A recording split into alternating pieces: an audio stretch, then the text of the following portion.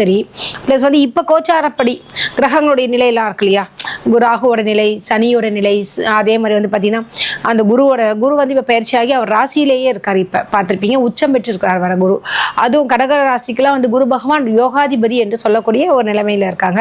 So இதெல்லாம் ஒரு நல்ல ஒரு ப்ளஸ் பாயிண்ட்னே சொல்லலாம். அடுத்தபடியாக பார்த்தீங்கன்னா அவருடைய ஜனன ஜாதகத்தில் இருக்கக்கூடிய குருவை ராகு பகவான் டச் பண்ணியிருக்காங்கன்னு அந்த ஒரு விஷயம்லாம் இருக்குது. ஸோ இதனால் என்ன ஆகுனா அந்த குரு சண்டால யோகம் என்று சொல்வார்கள்.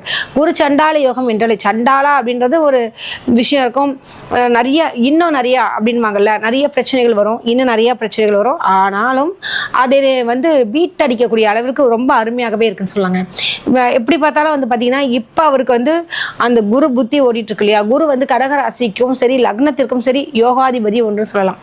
அதே மாதிரி பார்த்தீங்கன்னா அவர் நின்ன இடம் பார்த்தீங்கன்னா சனியோட வீடு தான். அது ஒரு நல்ல ஒரு விசேஷம் சொல்லலாம். எப்படின்னு பார்த்தீங்கன்னா எப்போதுமே அவர் தொட்டதை